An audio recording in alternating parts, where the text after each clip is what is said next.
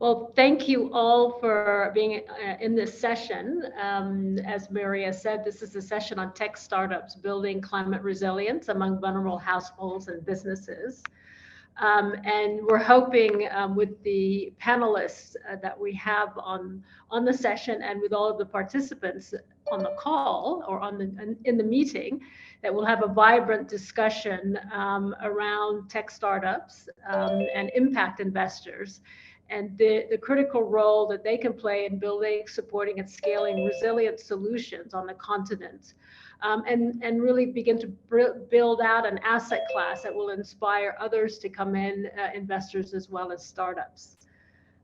As you are all aware, in terms of setting the context for the discussions that we're going to have today, 100 million people around the world are at risk of falling back into poverty because of the impact of climate change.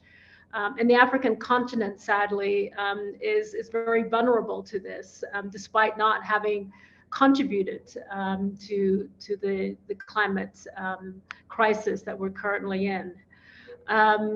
And we also know that the startup environment in Africa is very vibrant. And can potentially really make a difference in enabling people to gain resilience against the impact of climate change. Already, Africa in 2020 received about 3 times more venture funding for fintech startups, and we hope that we can continue to ride this wave as we see the proliferation of startups in the climate resilience space. So on this panel, we're going to have some startups speak to us about what they're doing and how they see their companies growing or their startups growing and how they're attracting an investment. And at the same time, we're also going to hear from an impact investor and what are the opportunities they are seeing in this market.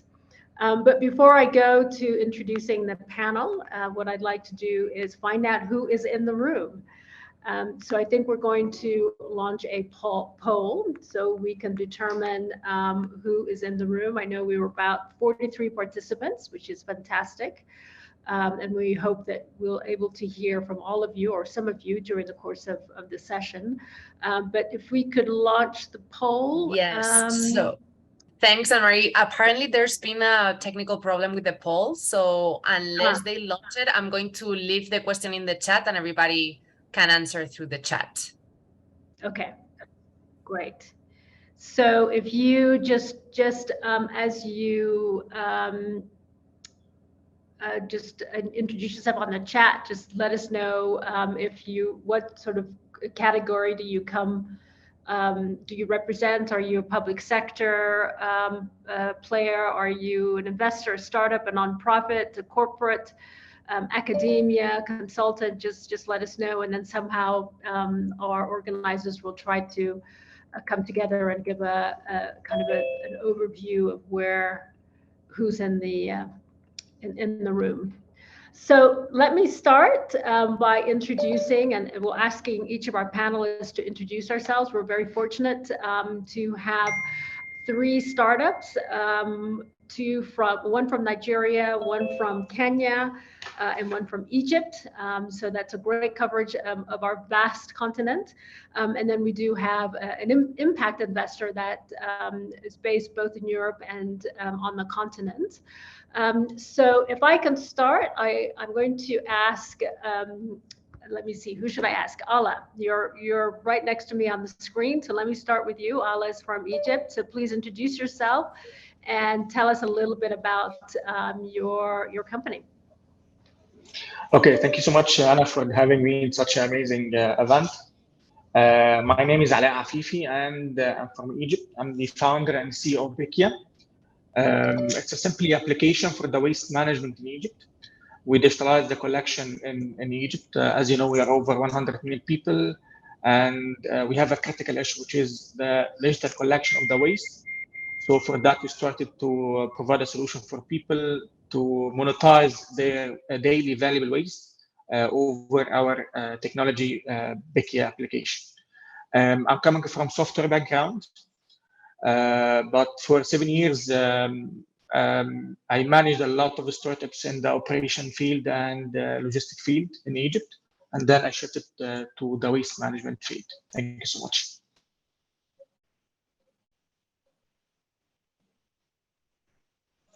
Anna, please, can you please unmute yourself? Sorry, yes, no, thank you, Yeah. Alaa. Thank you very much. I look forward to unpacking a little bit more how your model works and how the revenue stream works. Dave, I'm going to turn to you because you're right next to Alaa on my screen. So Dave is from Kenya. Please introduce yourself and your company, Aquarech. Thank you so much, Anne, and nice to meet everyone. Today, my name is Dave Okech, founder and CEO of Aquarech. We use IoT-based mobile application to improve smallholder fish farmers' productivity, connect them to markets, provide flexible payment solution in order for them to remain productive throughout the 10-month long period. And we also do a lot of training and capacity building in order for smallholder farmers to adapt what we call climate smart production techniques. I'm happy to be here and looking forward to more discussions as the sessions proceed. Thank you. Thank you, Dave. Look forward to hearing more from you as well. I'm going to turn now to Aisha, who's, I guess her company is in Nigeria. Aisha. Thanks, Anne-Marie. Great to be here, and morning, evening, afternoon from wherever you might be dialing. I'm co-founder and CEO of Farms to You. We're building infrastructure to help smallholder farmers better transact with suppliers, with a focus on suppliers of capital and suppliers of inputs, so like seeds, fertilizer, tractor services, and finally buyers of the final product from farmers. We act as a conduit because smallholder farmers traditionally because of their size and lack of economies of scale, they can't, for instance, access loans at a competitive rate. And the challenge for the lenders is they can't actually assess who is a good farmer in terms of default risk or who is a bad farmer. So Farmsy is leveraging data, build infrastructure to facilitate these type of transactions. So for instance, when identifying a good versus bad farmer, more pertinent data points like, is the farmer insured with aerial yield insurance or multi-peril crop insurance? Does the farmer have a guaranteed buyer at the end of the process? What's the farmer's average yield compared to the market yield? These sort of data points help better assess, okay, this farmer is performing better than the average versus another farmer. So this is where we seek to help a smallholder farmer operate at commercial scale by leveraging our infrastructure to move against, the size, the consequences of their size, leading them to have small returns and uncompetitive supplier products. So that's me, and happy to be here. Great, thank you so much for that. And moving finally, but not least, because very important player in this market, Maelis from the Catalyst Fund, an impact investor. So Maelis, why don't you introduce yourself? Thanks, Anne-Marie, and great to be with everyone in this room. Just judging by the organizations that have put their names, it's going to be a very interesting discussion. So as Anne-Marie said, I'm the managing director of the Catalyst Fund, which is a pre-seed impact fund and accelerator based in Nairobi, Kenya, but with operations and staff globally, investing in pre-seed innovators that are building resilience solutions for underserved, climate vulnerable communities in Africa. So we invest in startups exactly like Aquarech, Farms to You, and Bekia, who are building essentially tools for individuals to thrive, no matter the risks and challenges they might be facing, in particular those posed by climate change. So our thesis focused on backing a wide range actually of resilient solutions, from climate smart financial services, for example, insurtech solutions, to adaptive livelihood solutions, agri-tech, or regenerative finance more broadly, carbon finance marketplaces, etc. to sustainable utilities, for example, cooling solutions, or even e-mobility of other sources of sustainable energy that help these communities, again, build their own resilience to the future impacts of climate change. And those companies also need to have both impact, like deep impact for the communities they're trying to serve, but also potential for scale. And I'm sure we'll chat later about what we're looking for in those startups. And last thing I'll say is that Catalyst Fund has been operating across Africa for the past 7 years. So we have a portfolio now over 60 startups in the space, and really looking forward to do a lot more and renew our commitment to looking at climate adaptation and resilience. Great, thank you, Maelis. That's really very exciting to have players like you that are able to intervene and provide support to this early stage ecosystem, both with investment capital, but also the acceleration services and the ecosystem building, very critically important. I am going to ask Marie again if we can do a poll, because it would be helpful to at least understand how many of you are investors in the room and how many of you are actually startups. Maria, can we do the poll? So again, I think there was a problem with the poll. So I'm going to launch the question in the chat. So if everybody can answer through the chat, that would be super helpful. Okay, great. Any early indication, Maria, in terms of the profile of people in the room? Yes, I actually have the results. I'll pull them up. But we have the most nonprofit, startups, corporates, and then the rest, 50% of other organizations. So nonprofit, corporate, startups, one investor, and other. Okay. Diverse group. Yes, diverse group with only one other investor, Maelis. Is that symptomatic of the challenges that we're facing in the sector? Well, let's find out. So let me then start the conversation. So I think what I'd really like to start off with Alaa, Dave, and Aisha, is for you to just share with us, when we talk about climate resilience, we can start to get really sort of gritty about the specifics of what we're trying to do. Climate resilience is a very big word. And I think it's very important when you're explaining to investors what you're doing to contribute to climate resilience, but how do you do it in a way, and what's the problem that you're solving, and what's the solution that you're applying to that particular problem. So could you tell us, each of you, how your solution is building climate resilience among your target community? So talk about your community, what the problem is, and how your solution is actually building resilience. And I'm just going to allow the first one to put up his hand and speak, or just unmute. And it's okay. Really have a conversation.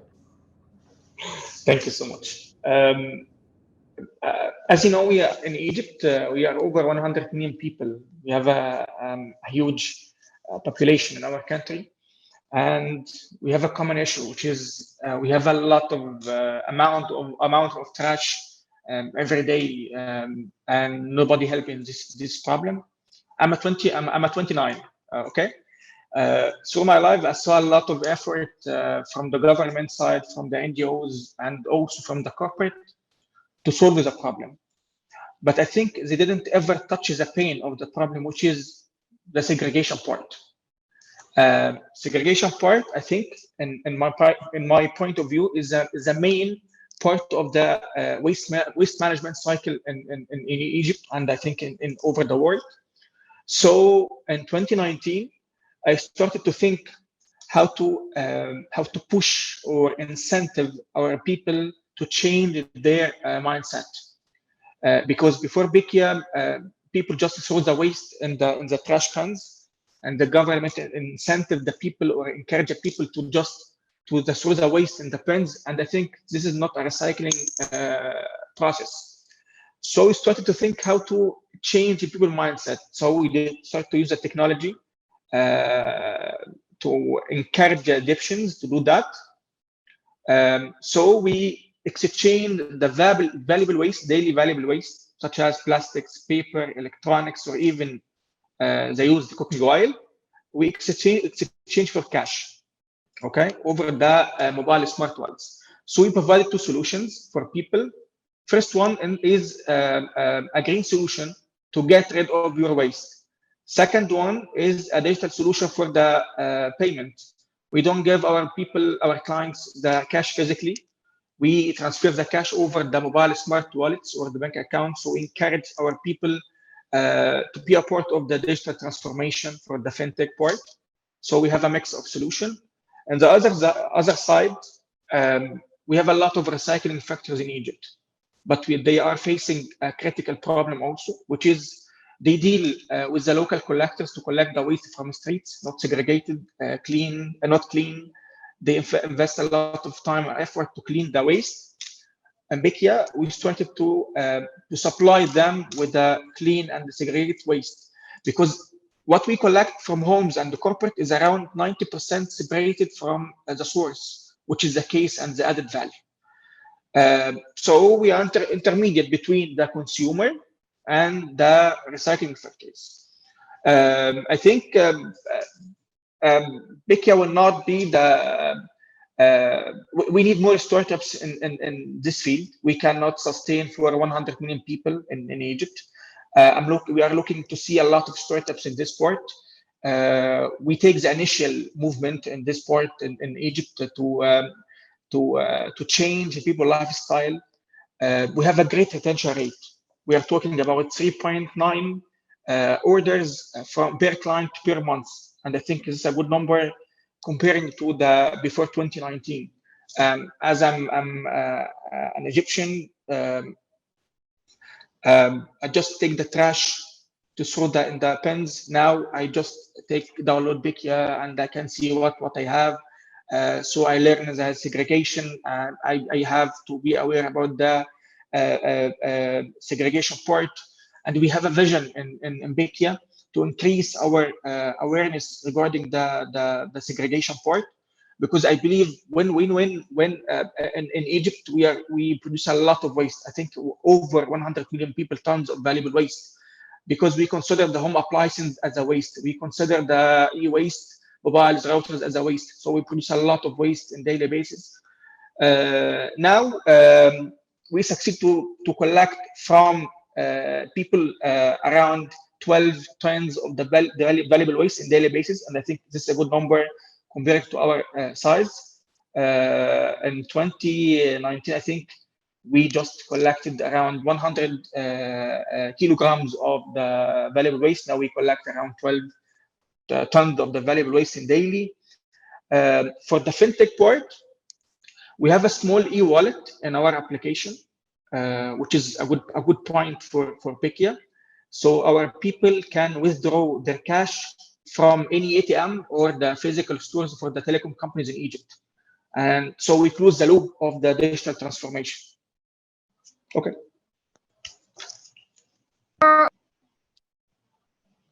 Anna, could you please unmute yourself? Sorry. Okay. There was a glitch there. Before others return, I'm going to take my position as moderator to ask you some quick clarification questions. So where is the power of technology in your business model? I mean, you talked about the mobile. Is that what is critically important in driving a behavioral change in the market around waste management and linking it to the recycling part? So what really is the role of technology in your model? And then the second question: how does your business actually increase climate resilience? So what's the link between the climate resilience aspect of it to vulnerable communities? Okay, for the tech part, I'm software engineer. We are using the artificial intelligence to help our people to segregate the waste, and then the lack of data is a critical part. when we started the waste management. So we started to build a massive data about the collection types of waste, and then to take a decision and build a prediction model to help us to scale the business to avoid the problems. We have an advantage in our technology, which is the AI model, okay? And then we have a mass of data, a clean data that help us to scale. Third part, we are like Uber. On the other side, we hire a lot of drivers to work with us. So also we have an application, okay, for them. So once as a client requests a pickup, we have a dedicated people in your area. He owns an application also, like Uber, and once he receives the order in the area, he will call you to take the pickup. So all of the operations are automated. The collection part, the data part, all of the operations are automated. Yeah, you got my points. Great. Climate resilience. How's this going to build climate resilience? I think this is a tricky one because it takes a lot of time to change people's mindset. I think it takes around 7 months to receive the first order in 2019. We invest a lot of effort in this part. It's not easy to ask people to download an application to request a pickup for the waste management. They use it to sort the waste in the streets. They don't care about the cash, so it takes a lot of time to incentivize our people. I think we have a good solution for people, and we are working daily to make it flexible. As I know, in Egypt or in Africa, we need more time to use the application like Bekia. I believe in that. So we start to add more features in the application, especially the fintech part. We are going to launch a new feature in the application for the payment that will attract more people to use the service. Yeah. Great, very, very innovative. I love the way the technology is coming together, the whole management and the changing of behavior, and also the incentives. The cash payment incentives is enabled through that technology. Who else wants to answer the question? What's the problem you're solving, and what does it have to do with climate resilience? And what's the solution? I'll come in here. So the problem we're solving really is that of information asymmetry between smallholder farmers on one end and then the suppliers of services to smallholder farmers. Smallholder farmers typically have the land size of 5 acres or less.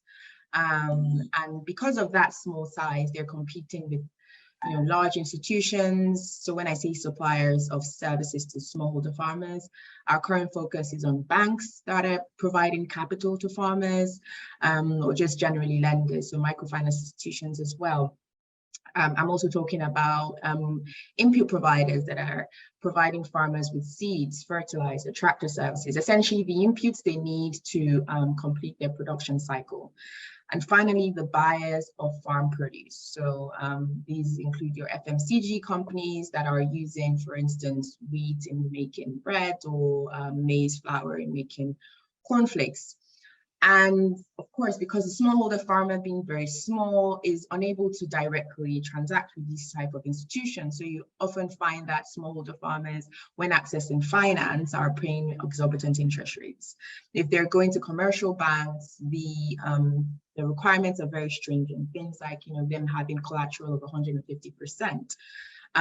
Or things like the farmer has to have a monthly regular income over a 12-month period. We know that farming is seasonal. So these are requirements the farmers often can't meet. Then their alternative is microfinance, who often charge interest rates between 68% to 80% annualized. That is a huge cost to bear for the smallholder farmer. It's same with the inputs. The prices are not very competitive because, again, if the farmer has to pay very high fertilizer prices, and the Russia-Ukraine war has even worsened this situation significantly because, of course, on the continent, we mostly import the fertilizers that we use. Again, the smallholder farmer is hit more and more and more with each transaction they have with the suppliers. And when you'd hope that, okay, I've harvested as a smallholder farmer, can I get a competitive price? No, they're often price takers because these are big institutions that are buying their produce, and we're often working with aggregators. And if you go to speak to Nestle and ask the question, why are you not paying smallholder farmers competitive prices? They say things like, hey, hold on, I'm not the one transacting with them, speak to our distributors. So no one is taking responsibility for the increasingly ineffective transactions between these smallholder farmers and the supply side. And this is where we try to come in, leveraging data and building infrastructure for smallholder farmers to transact with these suppliers. So for instance, a smallholder farmer needs a loan. What we actually work on is we've built a proprietary risk scoring matrix that identifies variables that are specific to the farmer. Some of these include things like bank verification number in Nigeria, where we have operations as well as in Kenya. These things go through the history of, does the farmer have existing loans? What was the performance on those loans? But then more importantly, what we're using this risk scoring matrix is looking at things that are unique to the farmer. Things like, you know, do they have area yield crop insurance? So that means if they're expecting a yield of 5 tons per acre and they ended up with 4 tons, the insurance would pay them for that 1 ton average. These sort of things help de-risk the farmer to a lender, thereby charging them lower interest rates, because how the banking system works is, the more risky you are, the more interest rate I'll charge you. And this creates an infinite loop of poverty, in the sense where you're charging me very high interest rates. I don't have a high income already. So if I'm unable to pay that in the interest you're charging me, and then I'm faced with a default risk, you end up in that cycle. And how does this link to climate resilience? Smallholder farming is more sustainable than commercial farming. We've seen the impact in North America. California has been faced with significant droughts over the summer. Europe has been, from the sounds of it, under fire because it's just been so hot in comparison to previous summers. So we've seen the impact of, and of course on the farms themselves, very, very dry, not a lot of greenery. So we know that the challenges of soil erosion from heavy machinery on thousands of acres of farms and heavy use of spraying on the farm are not necessarily good for the environment. Smallholder farmers don't use huge tractors because their farms are not that big. They do things like mulching. So by virtue of smallholder farming and how it's conducted, it's more sustainable for the environment. But the conundrum is their size does not allow them to operate competitively in the market. This is how we hope to bridge this gap. And so hopefully that answers your question, but I'm happy to dive deeper into any other. Great, a quick follow-up question from me. Technology. So one of the things, you know, as you describe this for me, I'm thinking, well, the platform should allow you to provide better information to smallholder farmers in terms of utilization. And regenerating soil and utilizing soil properly. Many other aspects of your technology could probably reduce inefficiencies, reduce costs, et cetera, et cetera. Can you just talk a little bit about the technology that you're using? Of course. So for instance, the risk scoring I mentioned, that helps us do it in a very cost-effective way, leveraging technology, because we can have the farmer upload documents to the web application, which is currently what we do, or rather, which is currently what's hosting our product, and we're able to do that on at a lower cost. Of course, we can't do everything on technology because Africa is still, the African markets are still very fragmented, and you have to go into the field. So we use tech with humans. So supplementing that risk. Taking the example of the risk scoring again, we'll have on-field verification that the information that the farmer has actually uploaded is accurate.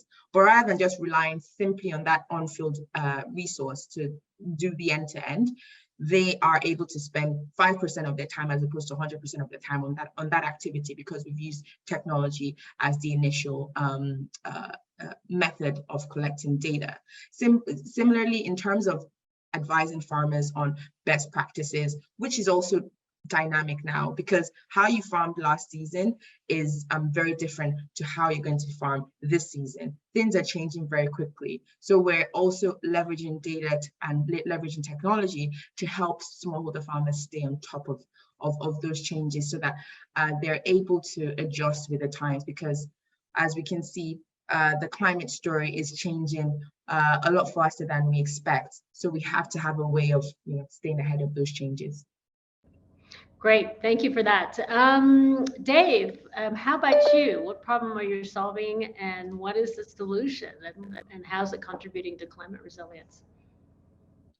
Well, thank you very much, Anne. So when you look at the impact of climate change on the aquaculture sector, it's a mix of both a complex problem and a complicated problem, especially to the smallholder farmer, which of course then will require multifaceted approach to the solutions. Basically meaning there's no single silver bullet solution to the entire problem. And the question then to us, Aquarech, is how do we develop an innovation that has a multifaceted approach to the problems that smallholder farmers are facing, and try to bring solution to the doorstep of smallholder farmers. What I mean is climate change has impacted the feeding habits of farmers. And so of fish farmers, or the feeding habits of fish. How do we develop a solution that responds to that change in feeding habit? Simply by an increase or a decrease in water temperature, which directly affects the quantity of feed that fish should consume on a normal basis. Climate change has also had an impact on the production period of fish. To some cases, fish production period has been prolonged. And how does our solution come in to offer additional resources that the farmer needs to adapt to that prolonged production period? This again also affects the marketing pattern of fish, in which case prolonged production period also leads to reduced quantity of fish that's available in the market. How does Aquarech come in that? So what we provide as a solution in Aquarech is a platform that enables small and medium-sized fish farmers to access top quality feed and build trusted relationship with the feed manufacturers, in which case the top quality feed with the better feed conversion ratio helps farmer reduce the prolonged production period. And this enables farmers to remain more climate resilient, because they can then produce fish within a given period of time, which is shorter than the prolonged period of time that maybe climate change has led to. Secondly, we provide flexible payment solutions that enable smallholder farmers to remain productive, tackling the prolonged production period. And through this, we are able to get consistent and reliable supply of fish on the market. Most critically is data-driven production system that we are bringing to the doorstep of the farmers through the use of an IoT water temperature sensor. Now, understanding that water temperature is a key determinant of quantity of feed that fish feeds,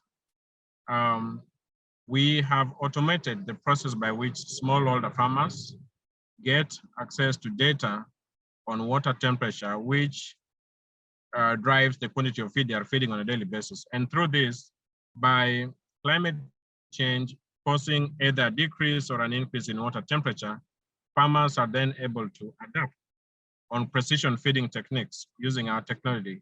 And through this, we save considerable amount of feed that will otherwise be wasted and not consumed by fish, because the farmer didn't adapt the good climate smart way of feeding the fish.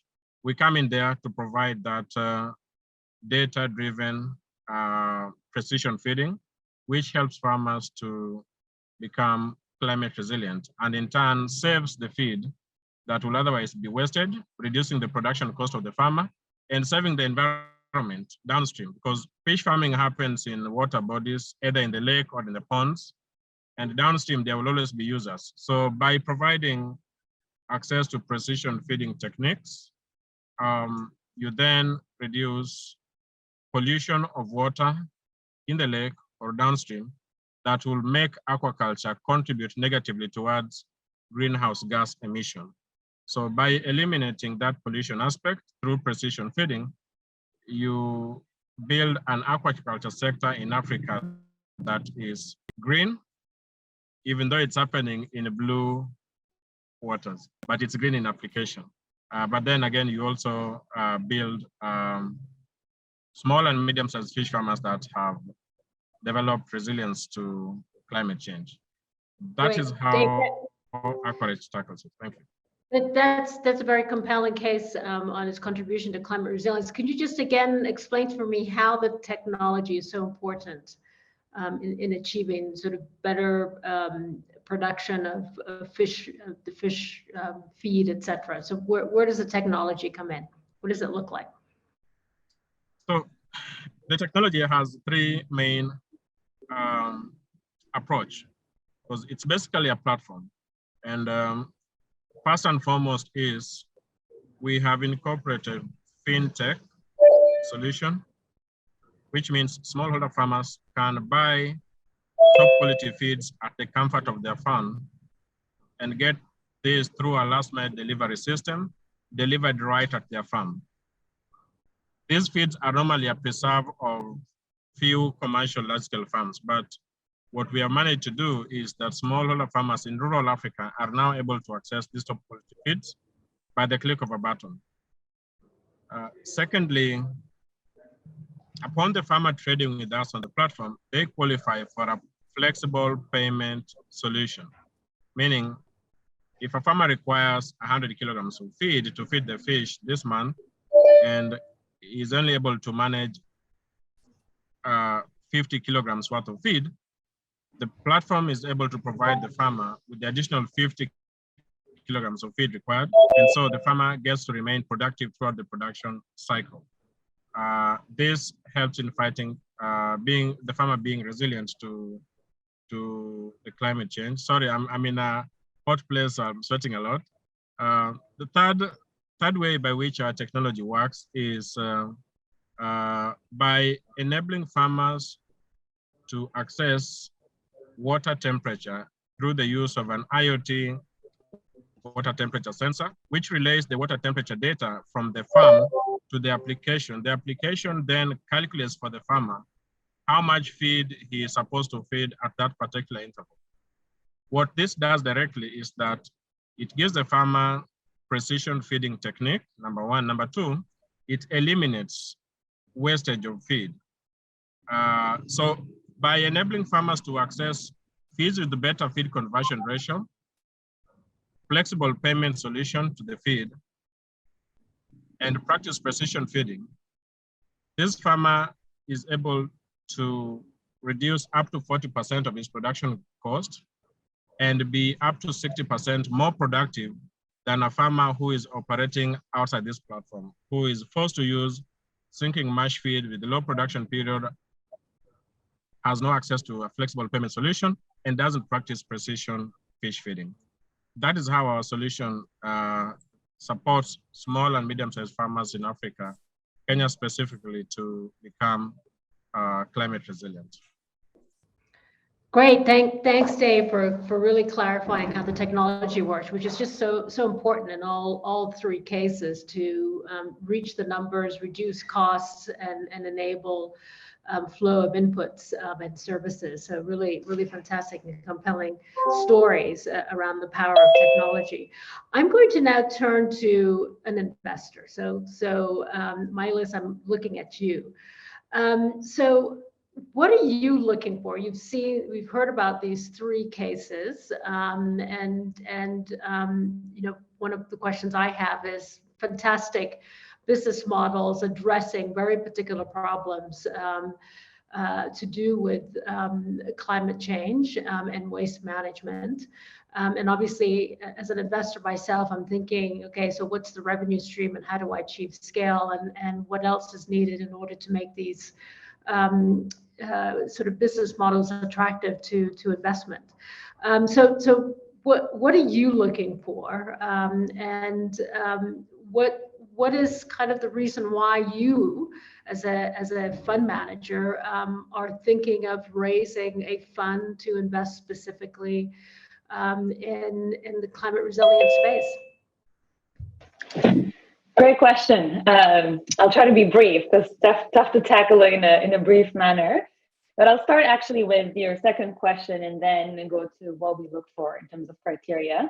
So, why do we decide to start focusing on this, on climate resilience in particular, and actually at the nexus with financial resilience, because there is a lot of overlap between achieving climate resilience and adaptation goals and also broader development outcomes like increased income and others that are really useful for those communities. So having been investing in Africa for the past 7 years, we've seen we see tremendous opportunity. Africa is the youngest continent globally. It's leapfrogging actually developed markets when it comes to technology trends and advancements in technology, exactly exemplified by what the startup CEOs have been sharing. And advancement in mobile adoption, internet availability, mobile money usage now, and more broadly, solutions like Dave's, IoT, machine learning, AI are actually creating abundant data points that were never available before and are allowing for these innovations to really overcome barriers of scale and reach of more vulnerable low-income communities that are obviously hard to get to usually. And when it comes to climate change, we actually see that as both a threat and an opportunity. It's a threat because it's going to disrupt the way that businesses do business, across all systems and value chains, from food systems to water management, to smallholder farming, waste management. And it will disrupt the way that households live, work, consume, right, at all levels. And yet it's also an opportunity because it allows us the chance to rethink the way that these systems work and operate and make them more inclusive, more resilient over time, accounting for some of these impacts that can be ignored. We're past the level when you speak with climate change experts, we're past the point where we can avoid some of these impacts. So adaptation and resilience is de facto it's something that everyone has to do. So that for us means that there's going to be increased demand for solutions like these, solutions like Alaa's and Dave's and Aisha, both from consumers, but also from businesses, as these systems need to be restructured and changed over time. So as an investor, we think that this is the time to get into this space. In fact, maybe we could have done it even earlier, but we're at this tipping point where it's unavoidable. The time is now. If we don't do it now, things are going to get even worse, and this opportunity is not going to be capitalized. And lastly, I will say to your point about scalability, we do think that these solutions have commercial scale potential, that they can be replicated across markets. And so we look at businesses that can, for example, scale Pan-Africa, or even potentially go to other emerging markets, because the threats actually are quite similar across a number of markets, with their idiosyncrasies, obviously, but across a number of markets. So that's why we decided to do this now. And in addition, the other, I guess, elephant in the room is that funding flows to adaptation and resilience have historically been extremely low. So in fact, I think the gap is estimated by UNEP to be roughly $300 billion to adaptation solutions. So the magnitude of the gap is enormous. And when we look at the gap to more broadly the UN goal, the UN Sustainable Development Goals, that's $2.5 trillion. So we have to mobilize a lot more. And to do that, you need obviously also validation of what are the models that work and why, and what's the scalability path. So for us, coming so early in the journey with entrepreneurs, it allows us to come in at the beginning, help develop alongside entrepreneurs, solutions that can scale and also, of course, benefit low-income underserved communities. And with that, create success stories and highlight them, and hopefully that will attract a lot more capital to the space. So I think that answered your first question. And in terms of my criteria, very quickly, we look for startups that are early stage, so pre-seed, that have not usually raised large institutional rounds, enabled by technology, and in particular, often with the fintech element to them. So Aisha, for example, has credit for farmers, and they've also built a buy now, pay later solution for aquaculture farmers. Alaa has a mobile wallet that enables transactions to happen digitally. This all drives down costs, but also then creates opportunity for further inclusion, even financially. And we also look at local founding teams. We have a goal as a fund to reach 40% women entrepreneurs, so also women founders, because there's a big gap there as well, as you all know. And a big focus on underserved, vulnerable communities with potential for scale.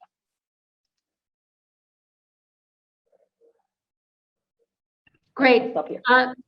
Yeah, no, thanks, Maelis. And I want to come back to you on this question of why are investors not investing in this space? And I think you've touched a little bit on that. But before I do, I want to get a perspective from Aisha, Dave, and Alaa on what has been their challenge to raise capital for their business. First of all, how have they raised their capital? And what has really been their challenge in their engagement with investors? So Alaa, Dave, Aisha, anybody want to share? Yeah, I can. I think it's a tricky one. For me, I met over 20 investors, angel investors, and also VCs. The majority of the feedback, they said we are like the NGOs. So yeah, that means we cannot scale because we are working in the sector which is a client tech sector. They don't have enough data for this field. This is the first thing. The second part, the scalable business. They believe we have an extreme operations, so they cannot invest in the risky startups. This is the majority of the feedback that I get from the VCs. Yeah. So key concern about scalability, if I got this right, scalability of the business. Yes, scalability. Yes. And then lack of data on the commercial side of the business, or just data generally? Yeah. Commercial, yes. They don't have a clear vision about the waste field. Right. So they need more data. They don't have a clear vision about when they invest in this field, what is the return? Yes. Yeah. So kind of a lack of information and comparables. Yes. In the waste management space that will allow them to be informed from a commercial perspective and a return perspective. Okay, very interesting. So how are you funding your business at the moment? In 2019, yes, I invested my money. I invested a lot from my money, and I got invested from my father and friends. And then when we validated the product, we got investment from Flat Labs, Carraro. And then we got investment from Oman, Wadi OTF in 2020. And then we have Catalyst Fund investment and also another angel investors in the round. But it was a great journey. Simply, I met a lot. I get a lot of feedback from this part, and I started to enhance the business model to meet the criteria. Frankly speaking, I eliminated the operational cost. I did a lot of due diligences in this part to reach to a great stage in the business, to make it scalable, to make it generate a great profit. The second part for why the investors don't invest in the climate tech sector, I think that after the COVID-19, there is a movement to invest in the fintech and health tech and also in the e-commerce field. The majority of investment, I think, would be invested in these sectors. So due to the COVID-19, so I think, yeah, climate tech is a great sector. I'm working in this sector since 4 years, and I can see a potential market, a great market, especially in Egypt. Yeah. Okay, great. So very interesting. Interesting comment about this is too much like an NGO sector, and really lack of understanding of the market. So let alone the impact for climate resilience. Better information. Aisha, Dave, what's your experience? I definitely resonate with the comments that of the operational structure being akin to an NGO. When you're building for impact and focusing on environmental impact, social impact, you're not just zeroing in on financial return. And traditionally, businesses have been built to maximize shareholder returns. So it's that same expectation can't be met when speaking to climate resilient and social impact driven companies, because they have a broader perspective. And when you're focusing on more than one outcome, i.e. being more than financial, and also looking at the social impact, the environmental impact, growth is slower. Traction isn't as fast as your traditional financial businesses. Looking at the sub-Saharan African ecosystem as an example, fintech has been the most funded business type over the last 2 to 3 years, over the last half decade. What's the impact of those businesses at annual interest rates of 68% to 90%? How are you actually helping the majority of folks on the continent who are low to medium impact? So there is a huge gap in terms of the expectations. I mean, I think there's first of all, there are a couple of things I've identified. Certain investors branding themselves as impact, but not truly being impact. So I think that miscommunication also creates a challenge for impact startups, impact businesses when they're trying to drive conversations. Because if you're an impact investor, but the bottom line expectation you're having does not include gender equality or the impact on climate, what impact are you looking at? Is it just financial? So I think, first of all, that branding creates a challenge.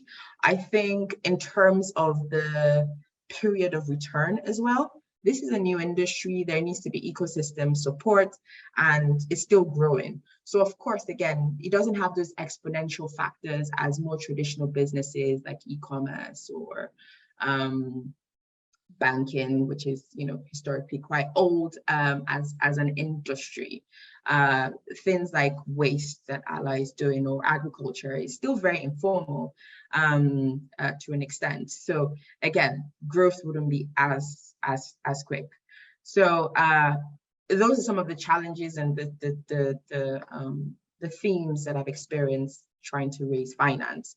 In the early days, founder contribution, as Alaa mentioned, you find this across most sustainability and climate startups. I was part of Techstars Accelerator late last year, and most of those companies were, you know, the start was funded by the founders. And that's because you have to prove the concept first. You don't really find that in climate driven or impact driven companies. You can actually raise the money on just an idea. For similar to Alaa, build the business on founder contributions, received grants from Lagos State in Nigeria, as well as the UK government through the Royal Academy of Engineering, from Techstars Sustainability, because that was actually a pool of money that was directly focused on sustainability, and some angels. So those have been our balance, I suppose, our capital sources thus far. And yeah, hopefully that gives some clarity on the challenges of trying to get finance. Great. No, thank you. So a lot of work needs to be done, you know, on the impact side, the impact investor side is what I'm hearing from you in terms of a risk return, or do we really understand the risk return? Because the impact is important in terms of the people you're serving and the outcomes you're trying to achieve. And here the outcomes are climate resilience, which also carries a heavy risk, because we don't address it. You know, we are going to be as humanity in a pretty bad you know, state. And so those calculations of risk to just being able to operate and live because of the impact that climate is having on livelihoods needs to be included in your impact sort of assessment. So interesting angle. Dave, anything to add to this conversation? And then I'm going to go to Maelis to ask for her response as an investor. Dave. Why are your margins not 50, 60%? When all farmers in Africa are going to adapt technology, how fast can the technology spread? Very difficult questions to answer to investors who are looking for money, you know, and we have had those kind of very difficult conversations. And those are some of the challenges when you are a startup and you are venturing into a promising sector like aquaculture, which we know is one of the fastest growing agricultural value chains in Africa, and has a huge, massive potential because people are trying to move into white meat consumption. And aquaculture holds a lot of answers to that part. But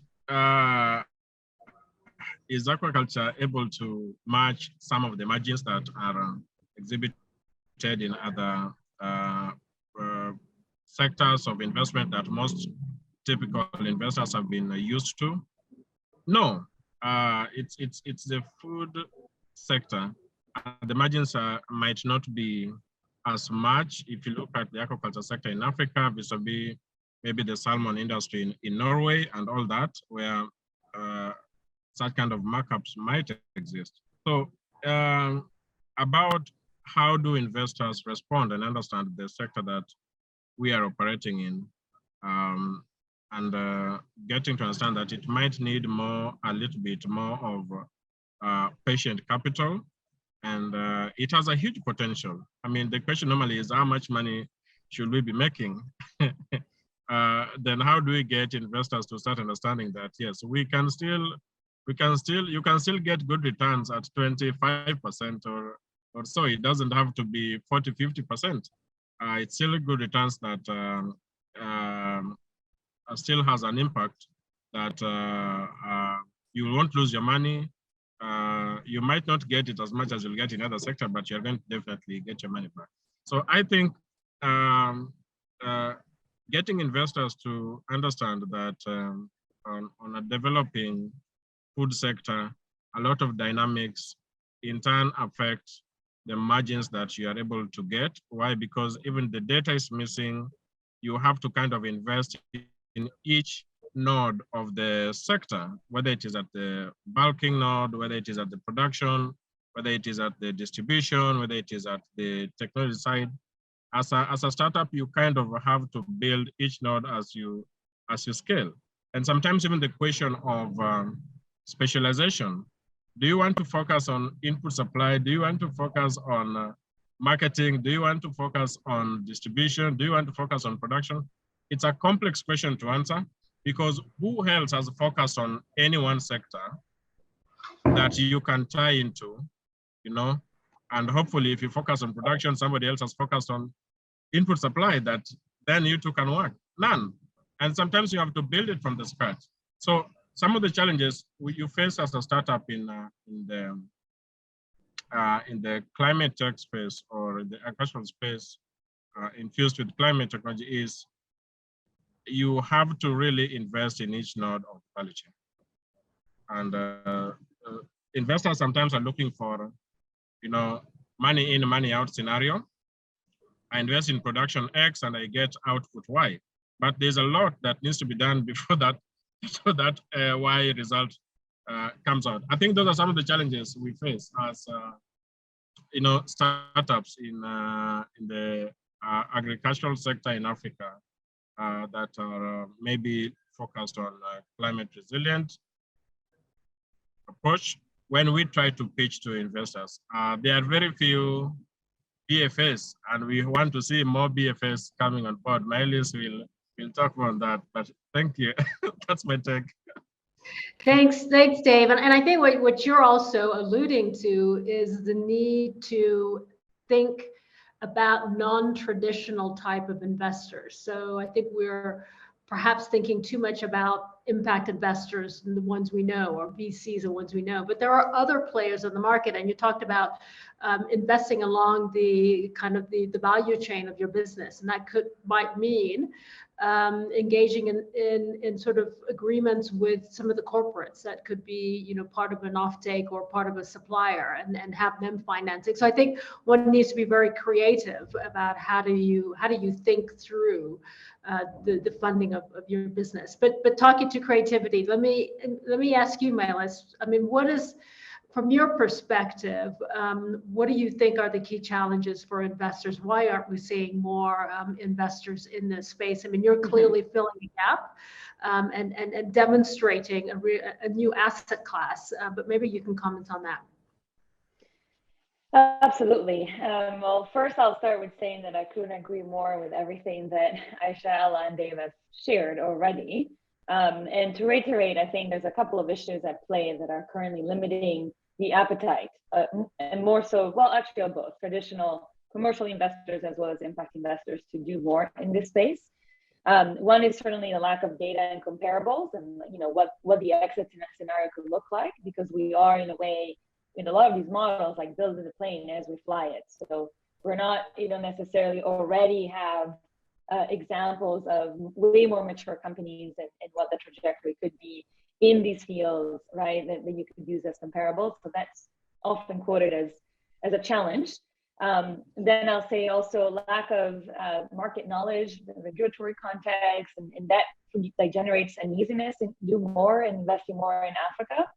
And that can be solved, however, as we start, you know, seeing what are the hero companies out there, like, and shining a light on the innovations that can work, sharing that knowledge with a wider group of investors.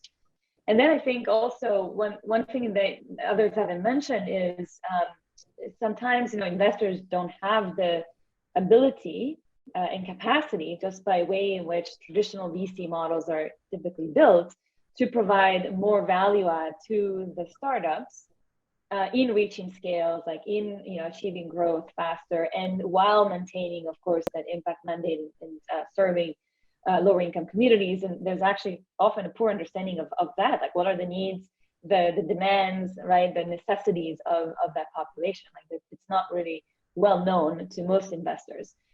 So this is why, you know, to me, there's ways in which we can be creative at solving these challenges. One is in the way that we structure new vehicles.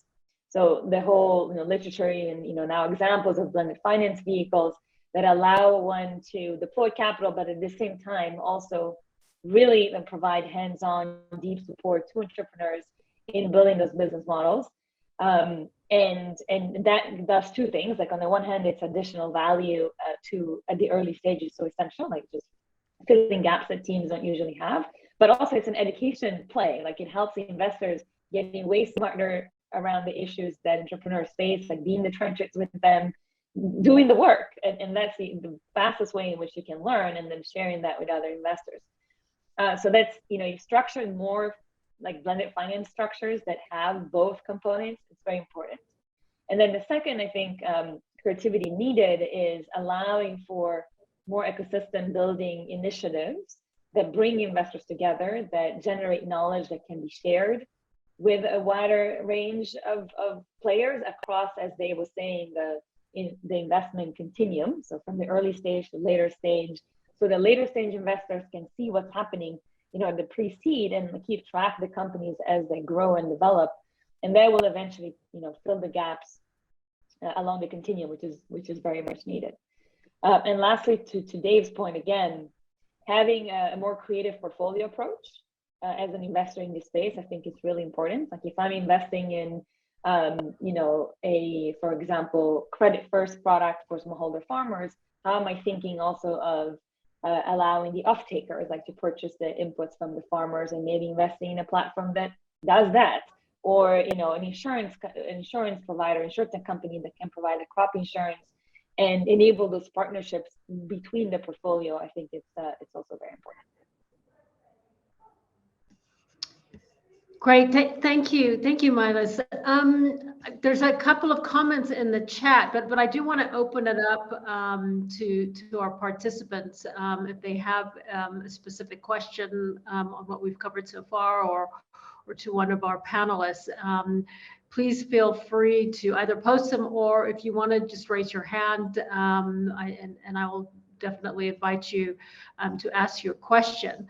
But I want to go to, we talked a lot about your individual startup models and what you're trying to do, what problem you've identified, and what's the role of technology. And we discussed really the investing side, the challenges you've faced in raising capital, and then also we've heard from Maelis on some of the challenges that investors might see, but some of the potential solutions. I think in this conversation, as we're building an asset class, because this is all is a new sector, and there is a comment here about that, this is this is an emerging sector, if you will, emerging asset class. And so there needs to be involvement of potentially non-traditional stakeholders. We've also had a comment from somebody around hydrogeography and the interest they have with subsistence farmers and finding sort of new hydrology technology solutions. So I wonder if you could just share with us, this question to all four of you to give you a response to.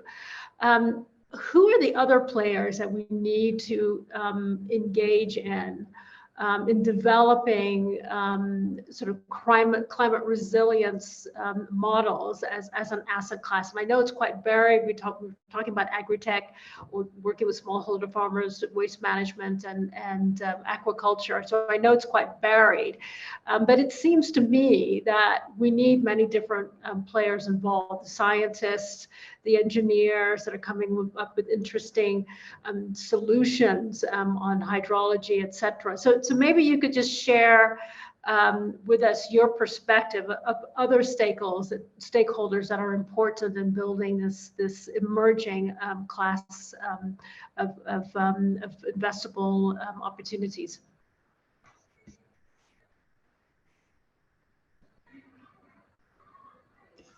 Maelis, do you want to go ahead? Or did you have your... Oh, sorry, there was a lag. So to your question, who are other investors that are building or enabling the continuum, right? Was that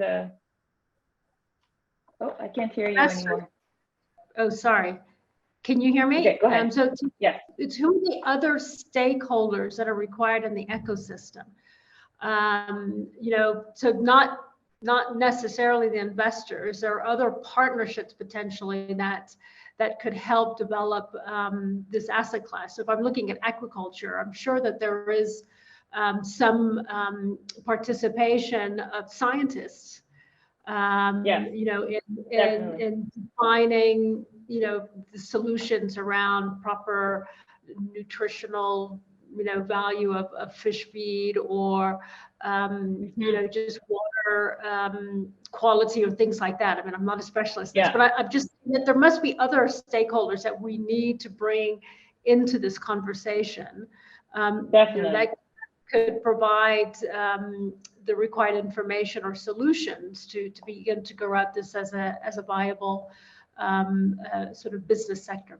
Yeah, definitely. So, I mean, the quick answer is that I think many, actually all probably stakeholder ties need to come to the table to really tackle this issue. And by that, I mean, we need certainly the experts, like from academia or other, research organizations that really like technical expertise to help inform the models, right? The innovators, because sometimes the people that, are very savvy from a business model perspective may not have that, deep technical expertise in a certain topic. And so actually the two coming together is very important.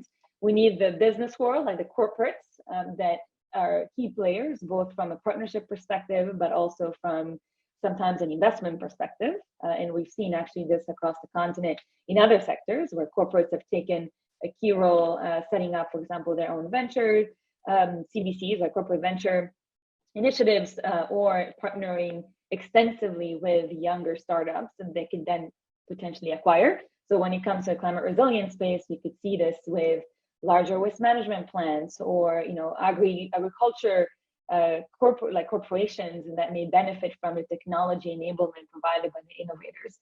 And you also, I think, actually need, when it comes to adaptation and resilience, the local, sometimes nonprofit communities to the table, because as somebody pointed out actually in the chat, a lot of the disconnect comes from, again, understanding like the real needs on the ground, and building the solutions, designing them with the voice of the beneficiary. And I think the connecting to also that sector and really rooting the design of the solutions in the communities is very important.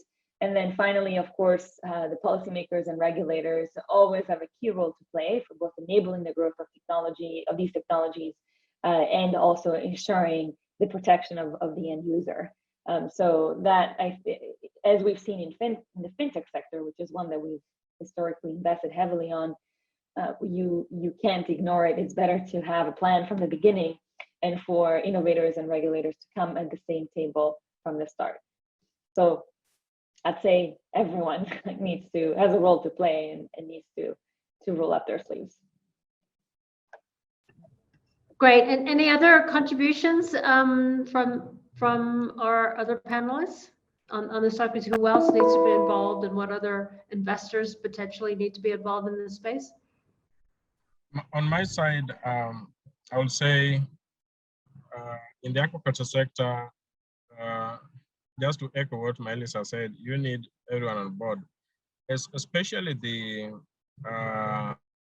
input manufacturers. There is now a need to ask ourselves, what are we just going to rely on soybean as the only source of protein for fish meal? Can we look at things like insect-based protein sources and others that could be climate friendly or more resilient?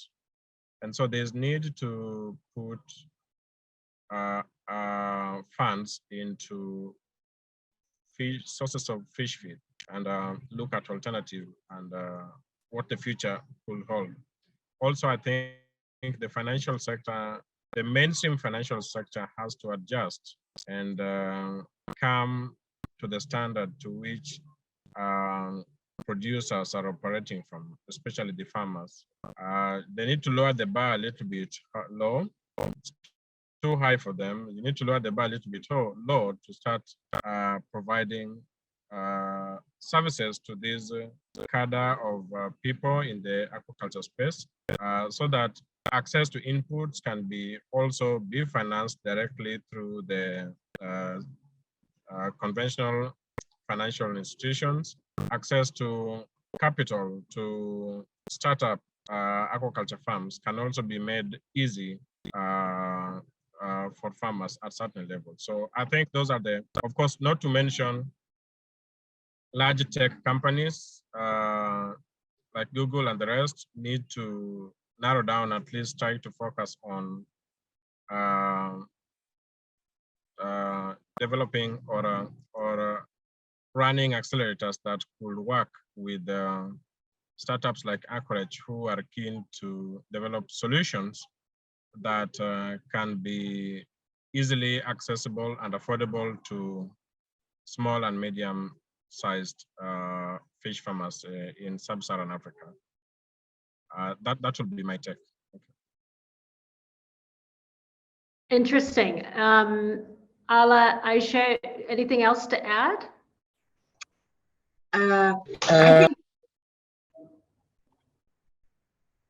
I think given the risk, sorry, Alaa, I think given the risk, it's important to get get support from like DFIs and institutions that are able to bear the additional risk that comes with building climate resilient, impacts focused businesses. I think it's important to note that the ecosystem is still growing.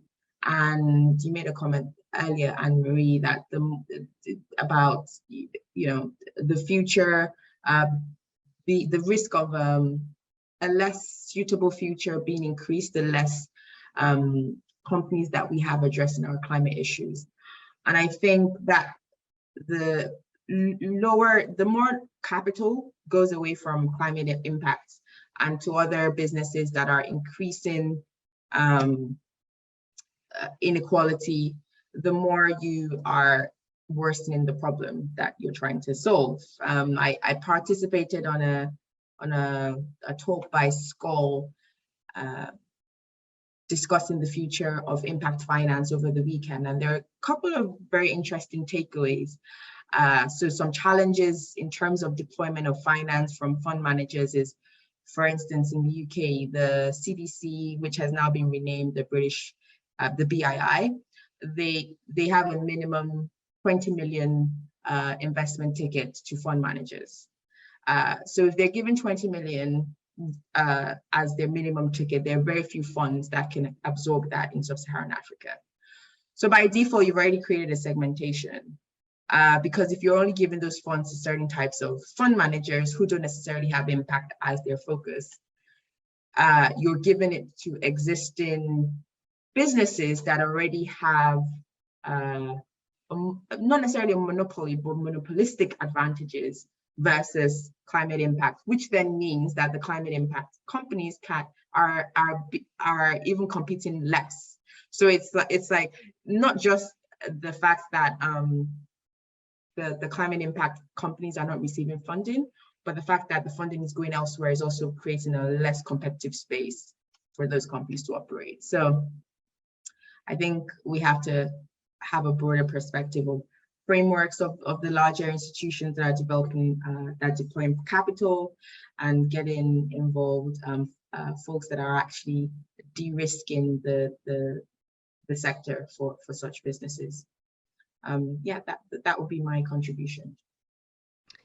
Thank you, Aisha. I think those are very, very pertinent sort of issues that you've identified, and I think it really does go to the heart of the need for different types of funding vehicles, and I think moving away from traditional fund management structures to alternative types of structures, and FSD, Africa Investments, is actually trying to pioneer that, to really test out different types of models that are more suitable to channel capital to the SME sector in Africa, which includes the startup environment, because that's where the growth is going to come from. So yes, completely spot on. But then how do you achieve scale? Because you do need to achieve scale, and fortunately our markets are fragmented, which is another challenge that I'm sure you're faced in trying to achieve scale. I mean, Aisha, you said your business is in Nigeria, and was it Dave? It was in two countries, Kenya. So Nigeria and Kenya. And another country, yeah. So to really try to look at those economies of scale that make it attractive for investment. We have 10 minutes left. So Alaa, if you wanted to respond to this, and then I'd like to ask you a question, two more questions really on COP27 that's coming up. So Alaa. Yeah, sure. Shall I go ahead with my question, or did you want to comment on this particular topic? No, we can move to the COP27. Okay, great. So COP27 is coming up, and it's going to be in your country, Alaa. So, and there's going to be many different stakeholders there, from the DFIs, governments, policymakers, regulators, banks, financial institutions. So what are your aspirations?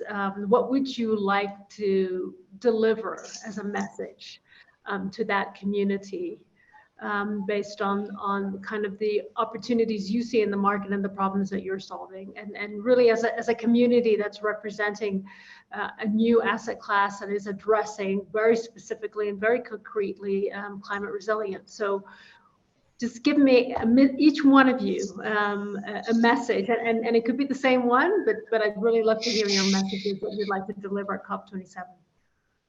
And we'll try to make sure you deliver.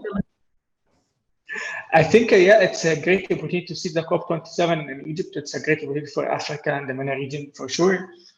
But I think if I need to deliver a message for the people in the COP27 is the decisions that will be in the COP27. We need this decision to be applied regarding the investment, regarding the rules. We need to take a right decision in this conference. I read a lot about the COP26, COP25, and I saw a lot of recommendations. And after that, I cannot see the result of the recommendations in the ground.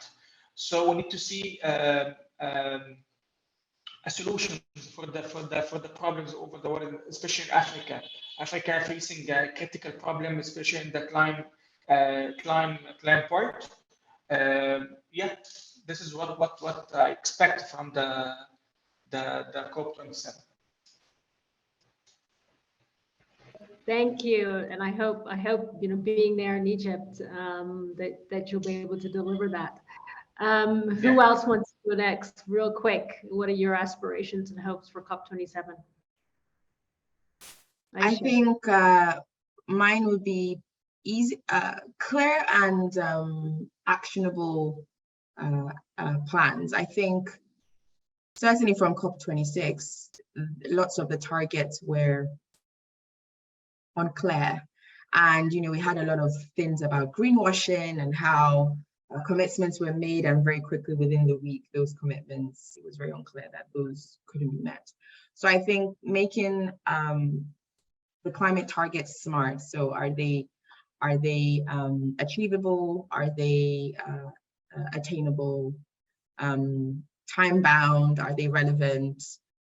And not just making comments are they measurable and just not making comments for the sake of it. So I think starting with achievable plans that can realistically be met, even from an individual perspective, what can you do to make a better climate? I commit to not using plastic bags. I commit to using tote bags. If you're an investor, I commit to speaking to my investment committee to review how they look at businesses.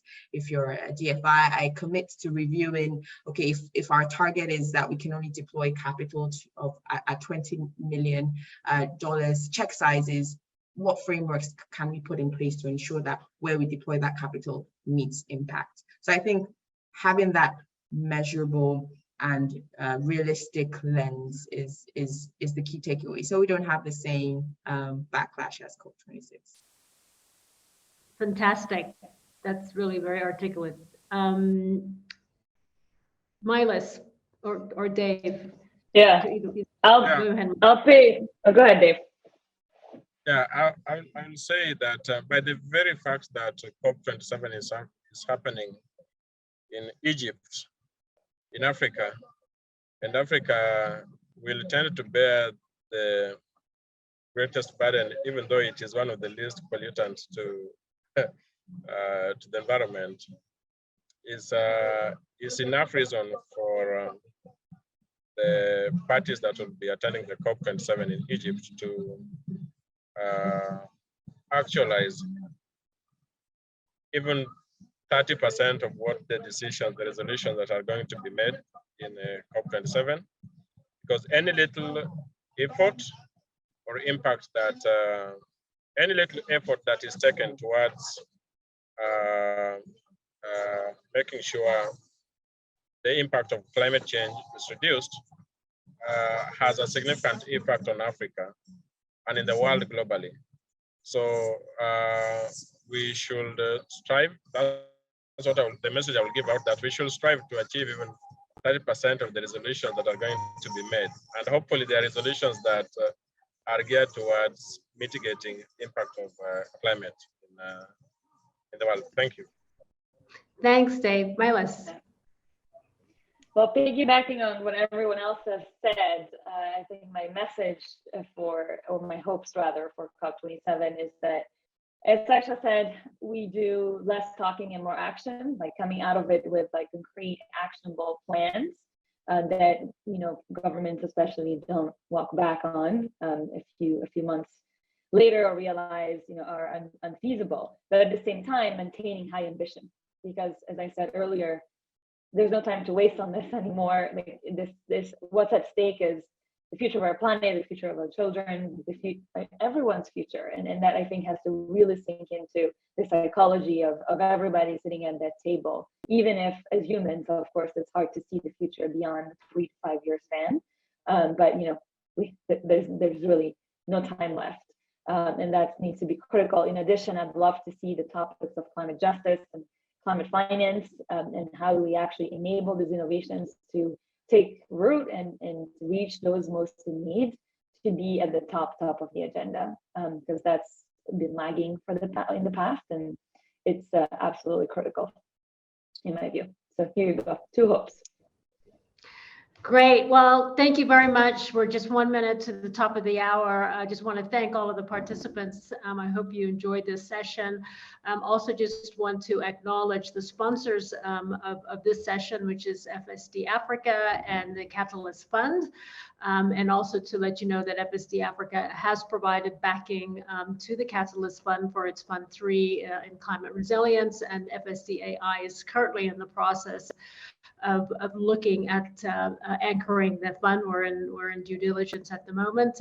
So really do hope that when we have this conversation again in a year's time, we would have advanced a lot further. We'd see a lot more happening in terms of the innovations in this space, and a lot more interest by investors and other stakeholders. So keep up the great work, everybody. Enjoy the rest of the sessions, and look forward to engaging you again. So thank you again to our panelists for a great session.